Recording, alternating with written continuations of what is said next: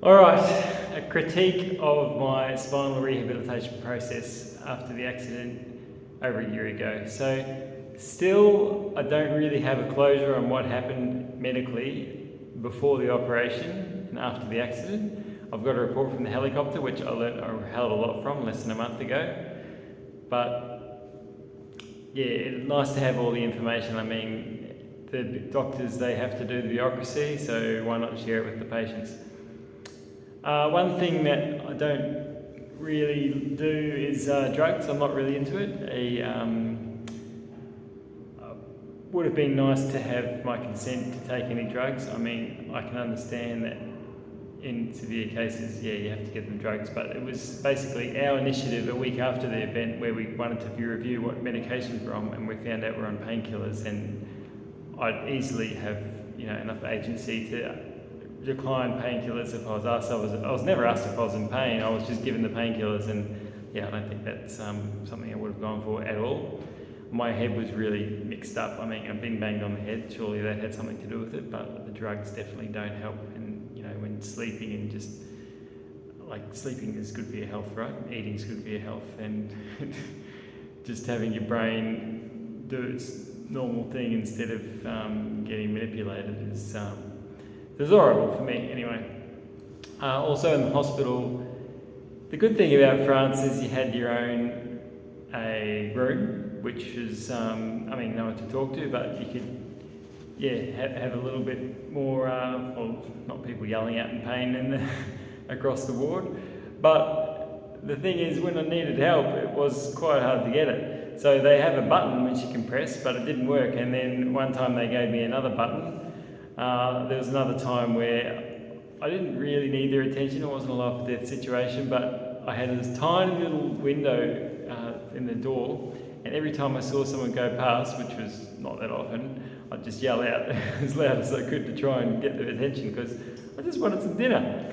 So the other time it was a bit more crucial. I realised late at night that my catheter bag wasn't filling up at all, and I was drinking a huge amount back in those days.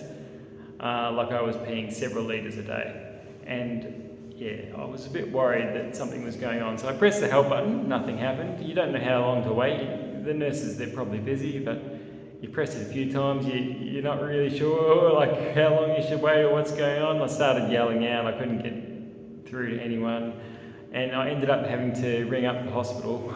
I did this a couple of times actually. Rang up the 911 or 012 in Europe just to try and get some emergency assistance, saying, look, it's not an emergency, but I'm out of hospital, I can't get any help. And I finally had to ring the hospital, speak to a bunch of people in French or that didn't really speak English, and get transferred over, try and think about where it was. And finally the nurses came and they emptied, I don't know how much it was well over a litre of urine out of my bag because the tube had kinked, and it's not a very good thing. So I don't know if I would have just exploded, but yeah. Anyway, the next thing, in France still, I was stuck there with COVID, and that cost me a lot of money because I had to spend an extra week in the hospital. We had to rearrange all the flights. My friend had to stay a bit longer as well, and there was a lot of drama. The guy who got sent all the way over from Australia got there earlier than he needed to be. So that cost me a lot of money, the COVID thing, and that's just, I understand that they have to manage that kind of thing, but basically it wasn't health reasons. For me, it was spreading COVID to other people was the health risk, but it was kind of a bureaucratic reason that I had to stay in hospital longer. Like, this hospital cost more than the most expensive hotel I've ever stayed at in my life, times 10 per night. So I did cross my mind, like, can we just leave the hospital and stay somewhere? But there was a few things where I needed nurses' help, but not very often, not much of the day. You could get someone to visit and give them several €100 for half an hour's work or less. So that's the way it went. What next? So in Brisbane, when I finally got there, it was a long journey from the other side of the world. It took me actually a couple of days till I finally got to the shower, And yeah, just getting you off the bed is a big thing when your legs don't work, and especially when you've been sitting down a lot. Any that kind of activity, your blood pressure's not used to it. Like if you're sitting down for ages and you get up quickly, you feel a bit faint, like the blood goes out of your head. Yeah, you get that pretty bad in the hospital. So yeah, later on, one of the guys in the ward with me, he had a drama where he had some skin damage and he had to bed rest. And then after doing that for so long, he was trying to get more active again, but then he has to do that very gradually because otherwise he'll get up and he'll just faint. And yeah, it's like when you have one little health problem, if you're healthy, you can fix that quickly, but sometimes all these little things, like you have one health problem, then it leads to another health problem, it leads to another one, and it's hard to sort of get back on track.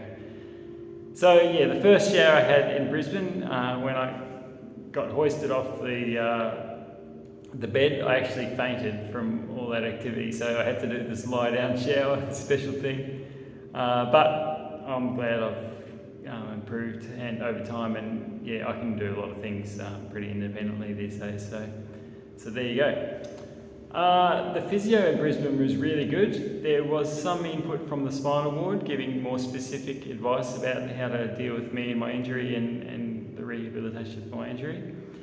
But yeah, the physio's great. Like a lot of it is pretty simple stuff, just balance and yeah, throwing balls, catching balls, like whatever. But it's a really good, it's good to be able to feel like you can do something, you can take control and do something to improve your situation. There's a lot of things you can't control after an accident, but yeah, that's the way it goes. So with the Australian system, basically they recommended that we go to New Zealand because their waiting list was so long. I think they had about as many beds in the spinal unit as there were people in line in the waiting list.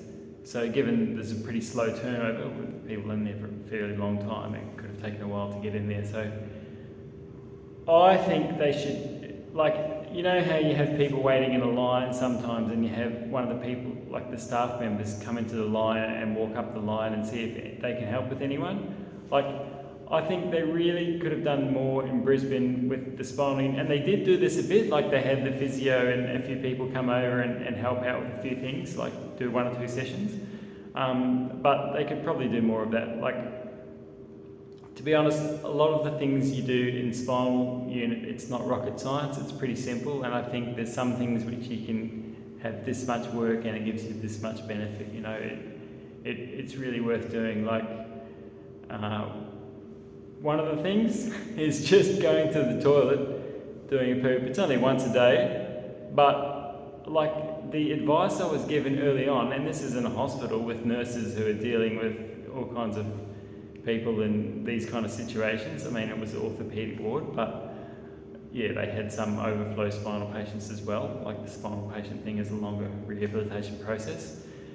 Yeah, the advice was pretty misguided, and to me, like, I know my situation is fairly specific and every spinal injury is a bit different, but basically these days it's so easy, the bowel function and stuff. Like, going to the toilet for a poo is pretty much as easy as it was before the accident. And it definitely wasn't easy in hospital. It took so long to get the 3 seconds of advice that I needed to sort this out myself. Like, it's a piece of cake. And I just don't understand what was so hard about them. Like, yeah, it'd be a 5-minute job, I think, but, you know, maybe it's more complicated, but, like, you can say, try this, if this happens, do this. Like, I can do stuff, you know. Maybe I can't, but just at least try to let people help themselves. All right, off to New Zealand. So I think it was a great service. I said something about the French nurses being the best looking, the Australian nurses being the good workers and the best kind of work culture there, and the New Zealand nurses, they seem to have like the best service, service was their reason for being. Where if you want to earn money, you should probably just go to Australia. So that was great in New Zealand, and the whole wasn't just the nurses. Like I think, the whole package of service was quite good there. The physios were really good. They were saying he's going great. Like we pretty much could let him go now. We could try and teach him a few more things, but sometimes they were just like, well, what can we teach you now? Like, what do you want to do now? So they were like, let this guy go, let him out of rehab, and he's fine. But the head of the ward, or like the big doctor guy, they were like, don't get excited, you're an extreme sportsman, all this thing kind of thing, like you're going to be here minimum 12 weeks or whatever they said. And I was like, sure, fine, like, okay, whatever, you just tell me. But like, I don't know, like I think they expected to have a big ego battle that I wanted to be out there next week climbing mountains again. But really the last thing that, the thing that kept me in the longest was doing the catheter. And it's relatively complicated, and that's one of the major risks of having a spinal injury, is that you can have a bladder infection, so you've got to be careful. But it wasn't that hard, and I don't know, like they did a really good job, but like everyone says that has been to spinal unit before, like you do it the gold standard way when you're being taught in hospital, and that's good.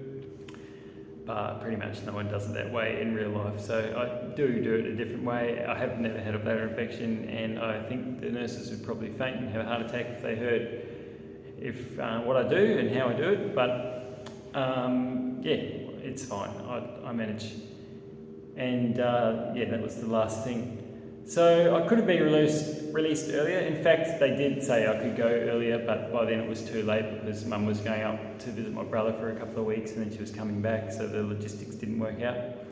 But one thing I will say, and this pretty much I started with them more or less, I think it was in the first week or so of being in New Zealand, I was introduced to the transitions guys. So these are guys that have had their own accidents maybe a few decades ago, and they're in wheelchairs, and they just know all the tricks. And the transitions unit is supposed to be kind of the halfway house from being in the hospital to being out and independent. So normally you stay in like separate, instead of staying in the ward with the other patients, you stay in rooms which are only 2 minutes from where I was in the ward, but it's sort of on the edge of the hospital, and you're just halfway independent. You've got your own place to cook, and they take you on excursions during the day. They sort of do things, more real world things that let you adjust to real life. And the great thing about it, so basically I was spending the days there, but because of COVID they'd closed the overnight things off. But basically I'd go there every day, and we'd go to town or do this or that or the other, like some real world skills things, just cruising around the car park and jumping off curbs and bits and pieces like that. So the great thing about it was you'd have a occupational therapist come with you, and they were responsible for doing the paperwork if anything went wrong. But you had the transitions guys in the wheelchair leading you from the front, and you just do your best to follow. And if you fell out, the occupational therapist would have to do the paperwork. So it was a pretty funny dynamic. I did fall out once or twice, and it's a big deal for them. They don't want it to happen. And you can get skin damage, and skin damage can set you back a long way. You can be stuck in bed I did my week in bed for a tiny little scratch on my skin that wouldn't go away after a badly planned kayaking adventure. But you can be a lot worse off than that. So, of course, in the hospital they see all the worst things, because if it's bad, that's where you end up. But I think if you're going to fall off, you might as well do it when you're in hospital. So it's best to take risks when you've got that network of support around you.